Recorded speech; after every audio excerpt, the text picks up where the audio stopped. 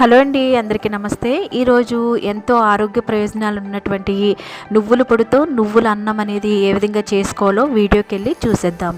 ముందుగా స్టవ్ అంటించుకుని వెడల్పాటి బాండి పెట్టుకున్న తర్వాత ఇందులో 1 టేబుల్ స్పూన్ వరకు పచ్చిశనగపప్పు, 1 టేబుల్ స్పూన్ వరకు మినపప్పు, 10 ఎండుమిర్చి తీసుకోవాలి. ఇదంతా కూడా ఆయిల్ లేకుండా డ్రై రోస్ట్ చేసుకోవాలి. 1 టేబుల్ స్పూన్ వరకు జీలకర్ర, 1/2 టేబుల్ స్పూన్ వరకు మిరియాలు, అలాగే ఎండు కొబ్బరి ఉంటుంది కదా, అవి కూడా చిన్నగా కట్ చేసుకుని ఈ విధంగా తీసుకోవాలి. ఇందులో అంతా కూడా డ్రై రోస్ట్ చేసుకున్న తర్వాత లాస్ట్లో వచ్చేసి నువ్వులు 1 కప్పు వరకు తీసుకుని, ఇది వెంటనే మనం వేగానే చటపటలాడుతూ ఉంటుంది కనుక, వెంటనే వేగుతుంది కనుక లాస్ట్లో ఫ్రై చేసుకోవాలి.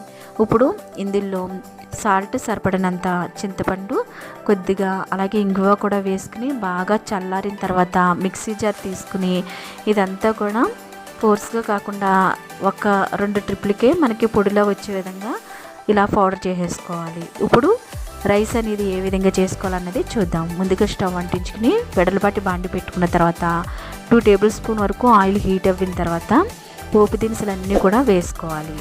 మినప్పప్పు, పచ్చిశనగపప్పు కూడా వేసుకుని ఇది దోరగా వేగిన తర్వాత పల్లీలు అలాగే జీడిపప్పు కూడా వేసుకోవాలి. ఇది కేవలం మన ఆప్షనల్ మాత్రమేనండి.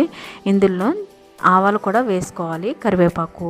ఇదంతా కూడా పోపు అంతా కూడా దోరగా వేగిన తర్వాత రైస్ అనేది 1 కప్పు ఉడికించిన రైస్ వేసేసుకుని ఈ పొడి అనేది మన నువ్వుల పొడి అనేది 2 టేబుల్ స్పూన్ వరకు వేసుకుని లైట్గా పసుపు యాడ్ చేసుకుని అలాగే ఇందులో సాల్ట్ సరిపడినంత వేసుకుని ఈ విధంగా కలిపేసుకుని పిల్లలు లంచ్ బాక్స్లో పెట్టామంటే